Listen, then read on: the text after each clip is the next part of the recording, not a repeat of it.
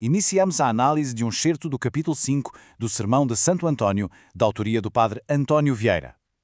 O nosso propósito é efetuar uma leitura de proximidade, examinando a estrutura argumentativa e os recursos retóricos que articulam a intenção crítica do autor.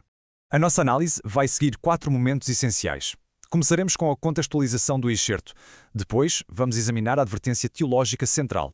A seguir, faremos a dissecação da alegoria bíblica que a sustenta e, finalmente, a interpretação da sua conclusão irónica.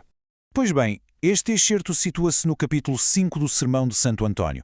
É neste ponto que Vieira, após ter louvado as virtudes dos peixes, inicia a repreensão dos seus vícios. E falo através de uma transposição alegórica. Ou seja, utiliza os peixes como um símbolo para, na verdade, criticar os defeitos dos homens, neste caso, os colonos do Maranhão. Com efeito, esta é a premissa fundamental de toda a obra. A pregação aos peixes não é literal, mas sim um sofisticado artifício retórico. O auditório aparente, o mar, serve na verdade para criticar o auditório real, que é a terra. Consequentemente, os vícios que são apontados aos seus marinhos são, em rigor, os vícios dos homens que Vieira observa e pretende condenar. Neste ponto, o pregador avança para uma advertência muito direta, que se foca numa transgressão específica, a apropriação dos bens de navios que tinham naufragado, uma prática que, ao que o texto indica, seria comum naquelas costas. E aqui encontramos a tese central deste parágrafo. Vieira estabelece de uma forma inequívoca a consequência espiritual para quem rouba os náufragos. Importa notar que a pena não é meramente moral, é canónica e da mais extrema gravidade, a excomunhão. Ora, para compreendermos a força deste argumento de Vieira, é fundamental ter a noção exata do que a excomunhão significava no século XVII. Não se tratava de modo algum de uma simples sanção social.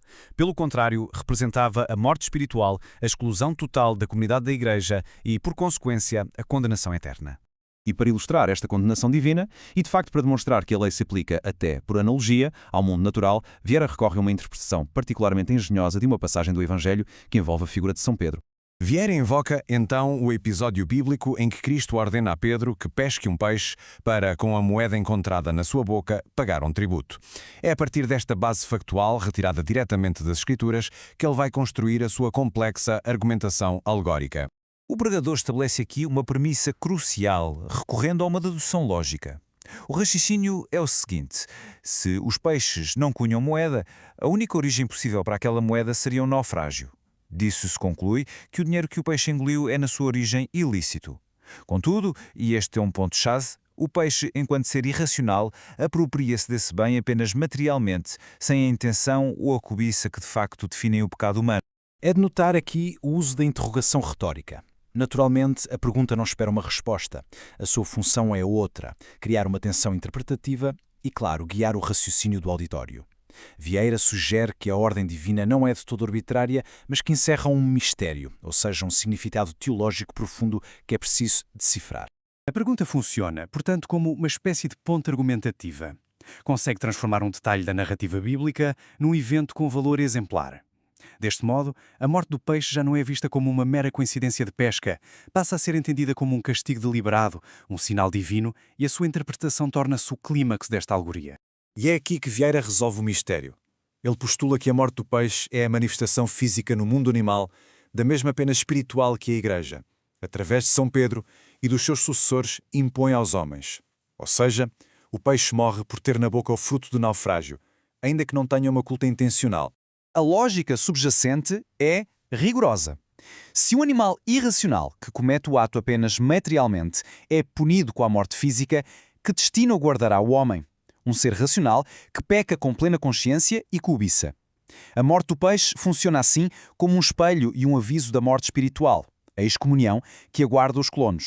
Após construir esta complexa alegoria, Vieira conclui o parágrafo com uma frase que subitamente desfaz o artifício retórico e dirige a crítica de forma explícita ao seu verdadeiro alvo.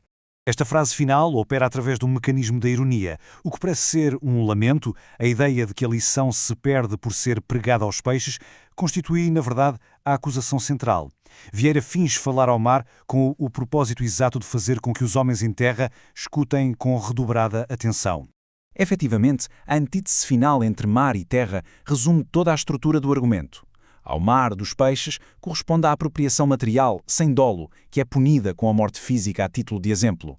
À terra dos homens corresponde o pecado da cobiça intencional, cuja consequência é a morte espiritual. Fica claro que a doutrina é, sem qualquer dúvida, para a terra. A ironia funciona, deste modo, como a chave de leitura para todo o excerto. Ela revela que os verdadeiros transgressores, os verdadeiros excomungados, estão em terra a ouvir o sermão. O aparente lamento do pregador sobre a inutilidade da sua pregação ao mar é, no fundo, uma denúncia da surdez moral dos homens em terra, que se mostram incapazes de ouvir a palavra divina. Este excerto demonstra, pois, o poder da alegoria enquanto instrumento de crítica social e moral. E deixa-nos uma questão final para reflexão. De que outras formas é que este mesmo mecanismo, o de falar a um destinatário para atingir outro, se manifesta noutras obras literárias, quer como forma de contornar a censura, quer para conferir uma dimensão universal à crítica?